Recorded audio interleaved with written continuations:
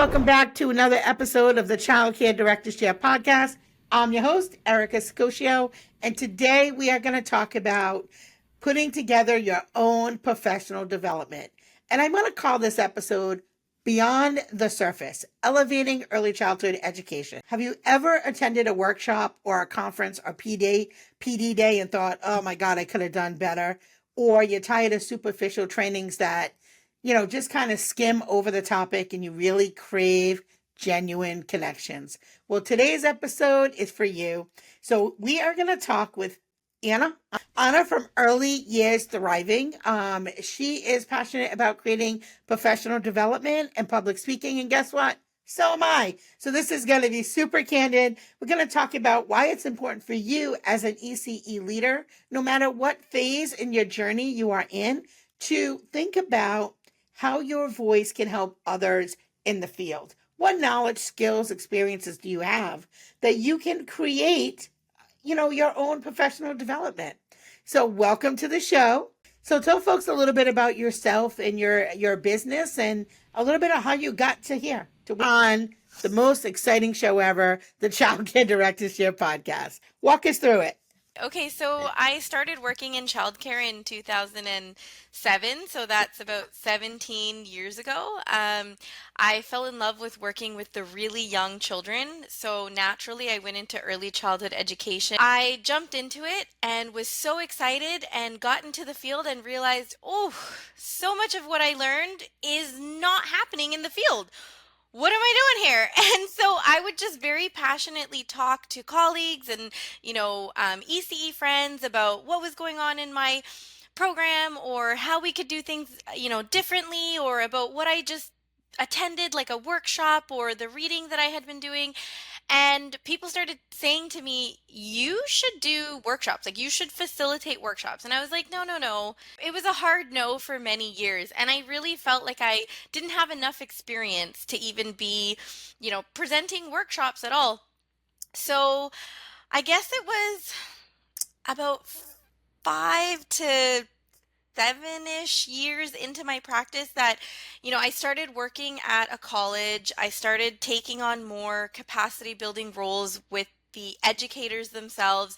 And then I kind of felt a little bit more ready for it. I felt the most ready because I was requested seriously to do it.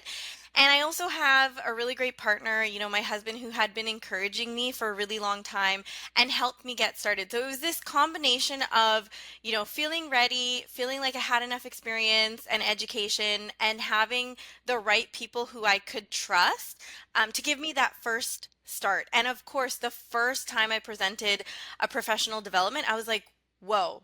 I love this. I love just connecting with educators. I love feeling like that spark, the love of learning is just kind of like in the room. And then it just blossomed from there. And I decided to go back to school. I'm still in school, so I'm completing a Master of Education in Early Childhood Education. And I think I'm just going to keep going for as long as I can because I love learning. I would say just as much as I love presenting professional development and teaching and speaking and doing all that kind of stuff because they really go hand in hand, right? And then like throughout all of it, I just acquired lots of different experiences from working in early intervention, working as a supervisor, working in colleges, and I've really been able to piece all of these different experiences alongside research and articles and what I've been learning in school to be able to deliver, I think, really well received professional development now. So many things you said resonate with me. We have a lot in common. And yes, I love when people are excited and engaged. That's why I'm always like, with the online training, I'm like, it is not the same as in person. Something magical happens when people come together. They share their stories, they share their knowledge. And also, I think when people come together from different experiences, backgrounds, education levels, right? I think you can always help somebody. Even if it's your very first year in the field, you have something special, unique that no one else has that you can share with them. So what would you say, or actually, I'm going to say, describe a workshop that you have led that you feel has made a lasting impact on your participants?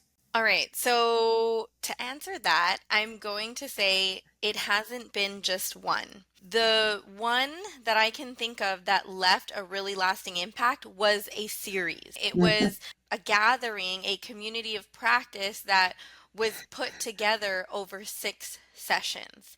And I've done it a couple of times with different topics, but the one that stands out for me is one that I just recently presented and, well, facilitated on play. And what the amazing thing about play is that we can talk about play and how it supports inclusion, play and how, it can really be a gateway to reassessing your environment, looking at your materials, even thinking about your curriculum and documentation. Like, there are so many different ways that we can think about how to integrate play and how it intersects with different areas of our program is one that left a really good lasting impact, and it showed in the feedback, because the feedback that always warms my heart when I get the Mm. feedback and they're like, I wanted to do this for like 6 more sessions, or I want more, learning more with Anna. So I really love that one. I would say if there was one that I can think of that was like actually just one and it was done in a day, it would have to be one that I presented in Kelowna, BC, and it was for a school district and also childcare. So there was a mix between primary school teachers and early childhood educators, which was really, really Mm. beautiful. And we talked about play and a trauma informed approach to play, and also integrated our early learning framework in that, to talk about how we would conduct ourselves in different play scenarios that sometimes make us feel really uncomfortable. And that one had really great testimonials at the very end as well. And it was one of those moments where I had people coming up to me afterwards just being like, that was amazing. And you could just feel that reciprocated respect in the room as well, because we had so much open dialogue. That was a really lovely one. I would have to say my favorite, which wasn't necessarily a workshop, but was a strategic planning meeting that I did at my own school for my own company. And we did it on a Saturday, and we went together like 7 hours, but it was so hands on. It was so engaging. The staff learned so much about the inner workings of the school, like the business side and their piece in that. I feel like that impact lasted like about 6 months. They were probably ready for another one after 6 months, but the first 6 months, they just asked so many questions and were so engaged and were just like, hey, I did this in the class, and I feel like this can make it better for parents, or so their feedback, all those things really did help me want to continue to do strategic planning meetings on a very regular basis. So those are kind of my favorite when we get into some types of strategies. So let's say that somebody's thinking about doing it like you had for a while. What techniques do you use to keep participants engaged during workshops? I would say definitely, I've leaned into making more opportunity for reflecting together. I think early in my career, I made the mistake of just wanting to dump a bunch of information on the Mm. participants, right? Because I felt like I want to share this.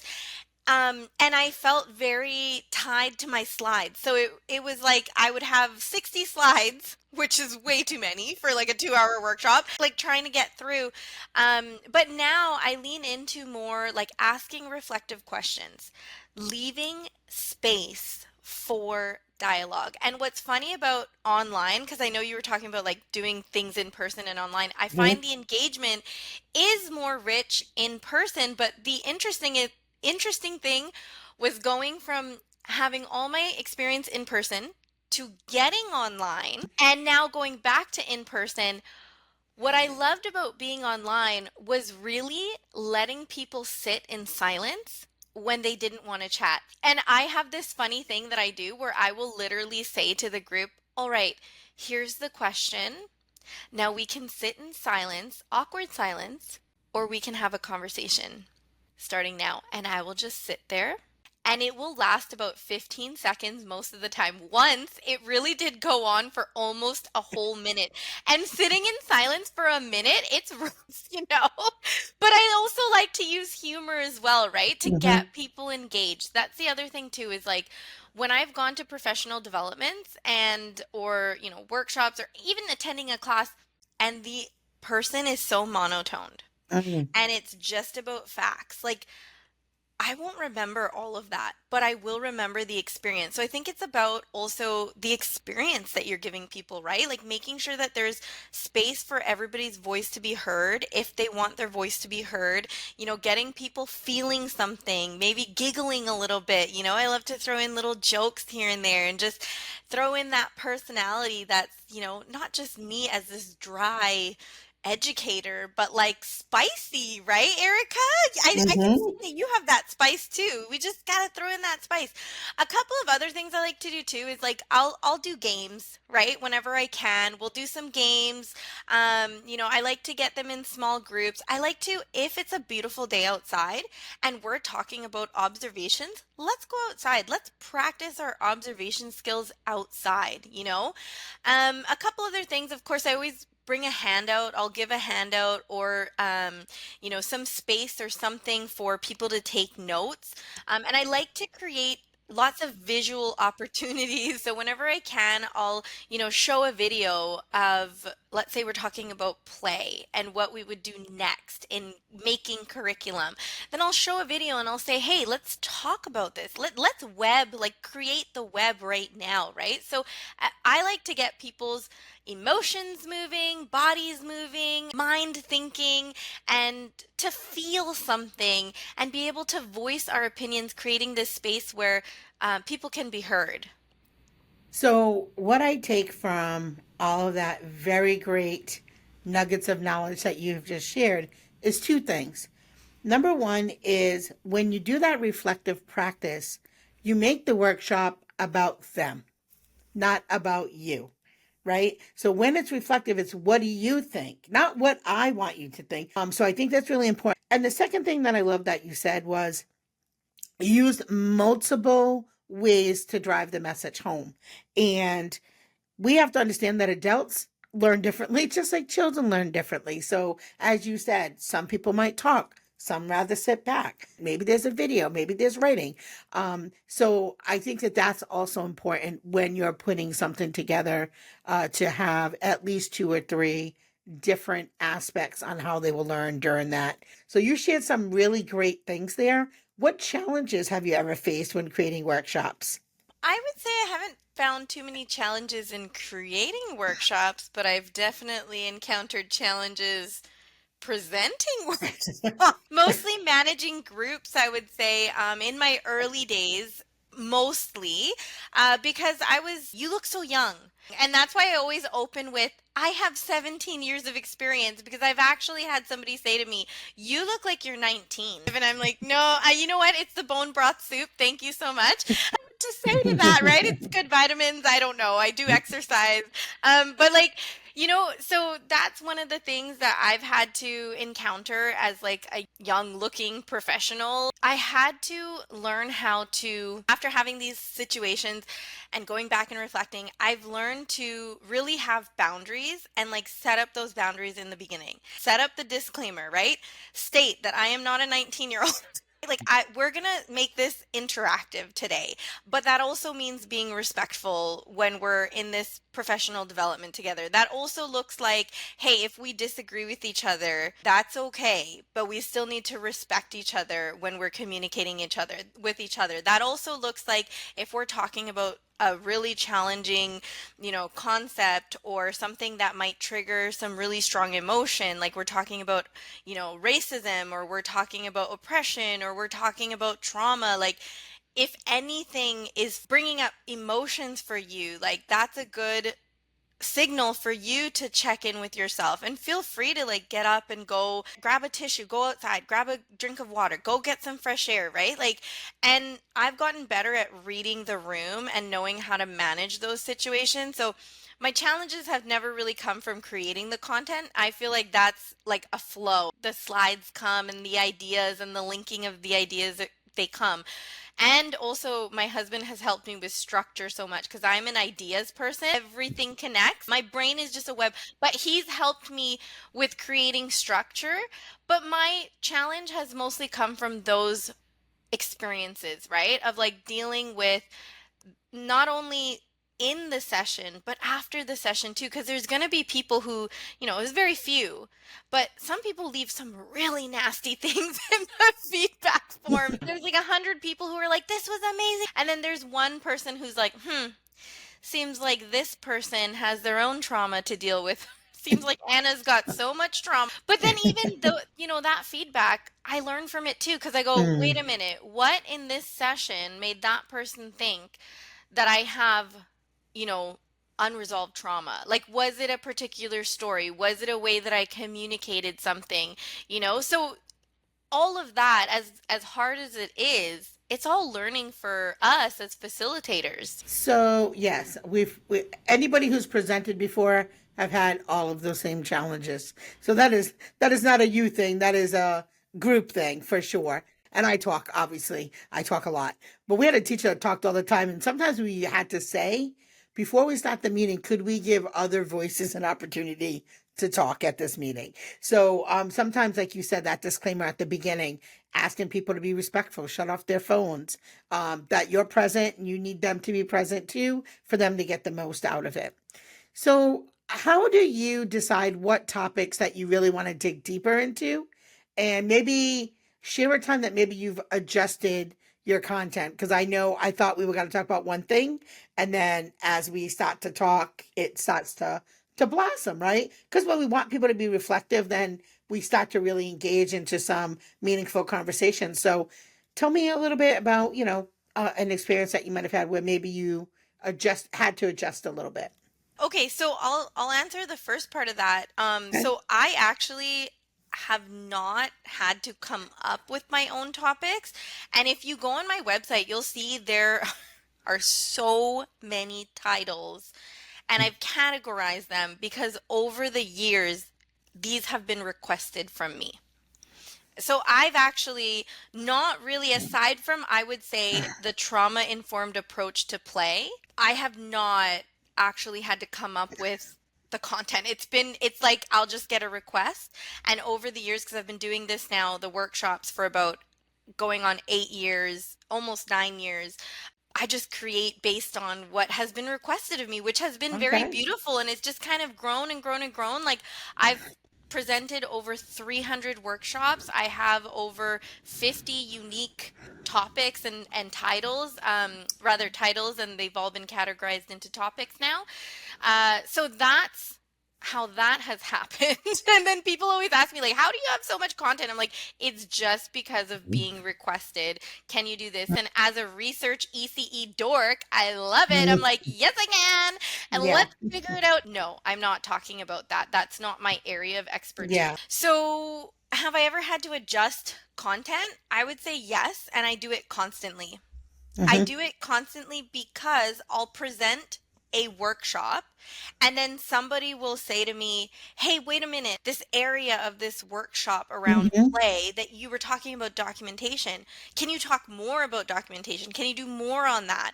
So that's how that's also kind of like scaled out because it's just been like dissecting. It started with, I want to say, like one workshop where, remember I said I used to dump everything in? Hmm. That has just dissected and been dissected and shifted and molded and expanded and scaffolded into like what it is now. And that's why when you go on my website, I have like so many workshops because of that. You're speaking my language. So Love it. yes, yeah. So like I started podcasting about a year ago. I have 280 episodes in a year, right? Because you just start ripping things apart, and then you can really that really helps you again not have superficial just kind of glance over. You can really get to the heart of what it is that you're trying to drive home.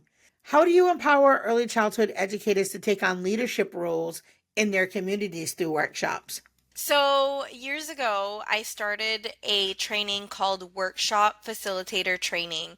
And the reason I began that training is because, I had been presenting a ton of workshops in person. Then we know 2020 happened. In 2020, I facilitated over 100 workshops in 1 year online. And I burnt myself out. And I was like, I don't want to do this anymore. I'm done with this. I don't want to do anything to do with workshops. But the requests still kept coming in. And I just felt like there's so much work out there and there's so much need for this.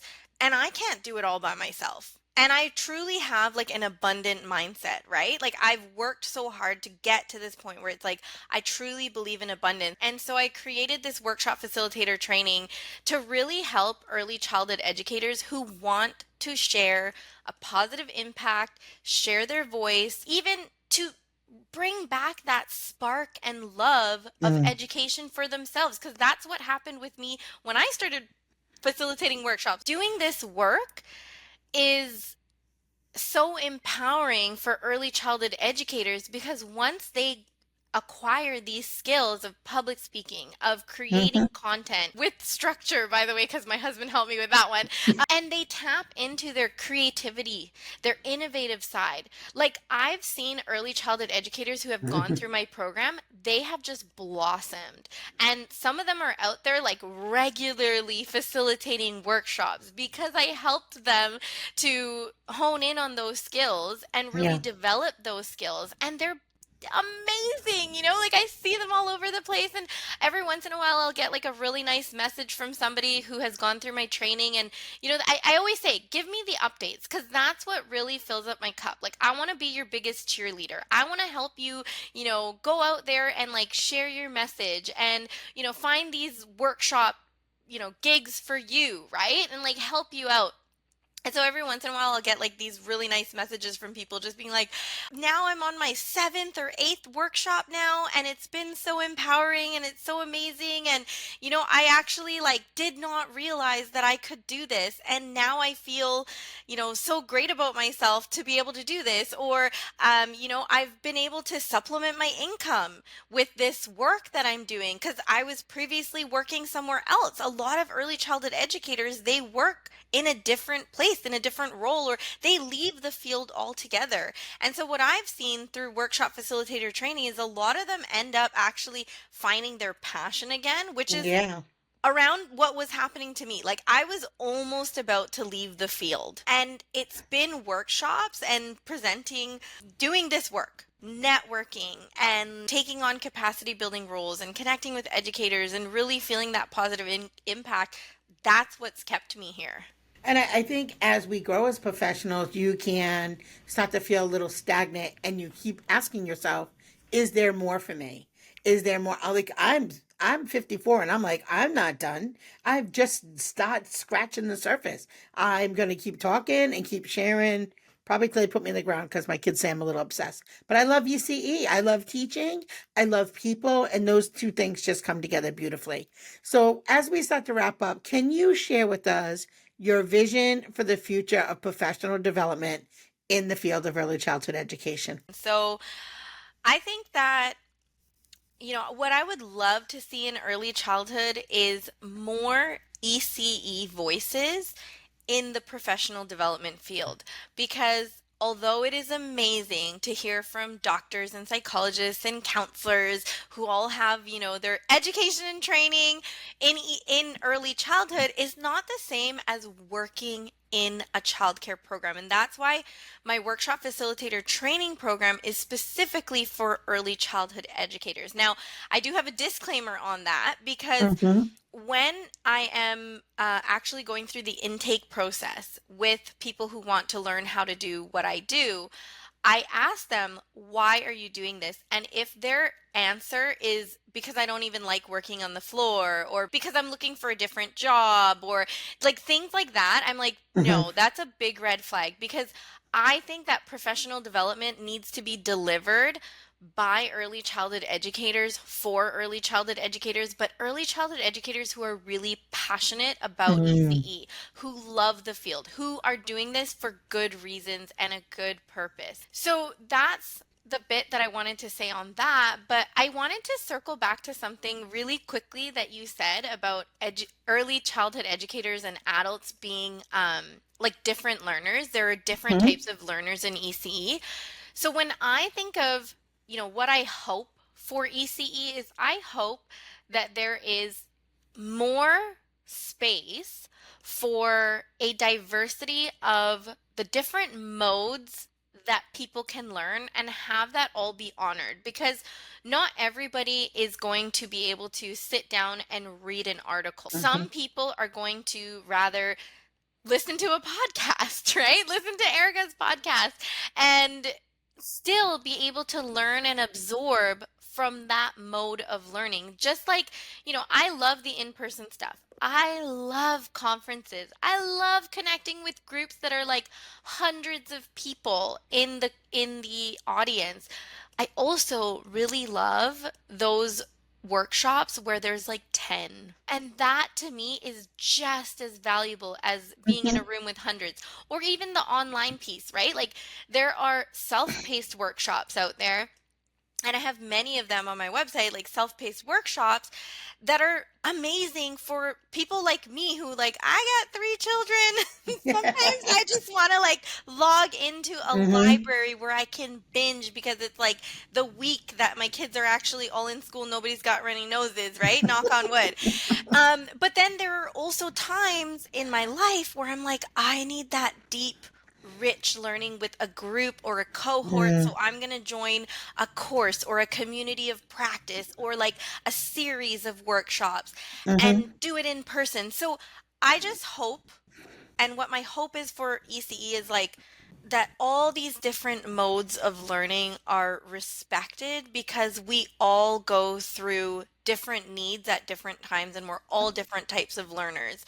Now, what I hope doesn't happen though with that is that somebody clings on to like just doing everything self-paced, just doing everything auditory, the Mm. auditory way, just only doing, because I see that a little bit too in ECE. Like I see people who really push like this way is better, that way is better. I don't like to say that any way is better, to be honest. I think they all have a place in ECE, and we just have to make the room an opportunity to honor that, hey, we're all different learners, and sometimes, I love learning from listening, but sometimes I really love just picking up A my book. paper or like a book and just Mhm. sitting and highlighting and reading, right? But I don't get to do that always.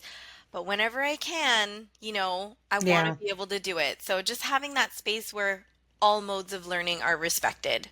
Yeah, I think that is beautiful, and I love your vision of having practitioners in the mix, people who are in the field doing the actual work because they can understand the day to day, and even just from somebody who's been in the field a long time, what we're facing right now today looks different than 10 years ago. Mm-hmm. So you're right. If you haven't been in a classroom in 10 years, these are different classrooms now. Yeah. Different children, different families, right? There's a lot of things to consider. And I also my vision would be to have more voices of diversity in general, more voices, especially my male educators in early childhood. I beg you guys to come to the mic and share as well, because I think they also bring a wealth of knowledge and a different perspective on things. So thank you so very, very much for being on our show. Tell folks where they can find you. Well, you can head over to my website, www.earlyyearsthriving.com. I also have my own website. If you Google my name, Ana Vale Rivera, it's right there. And same with the social medias, right? You just put that little A sign, the little handle sign in front, and you'll find me. So thank you everybody for tuning in. Make sure you join our mailing list to stay up to date on the latest ECE trends, learn what's coming up, different events, connect with the child care director chair community, because you don't want to miss out. Thank you, and as always, have a great day.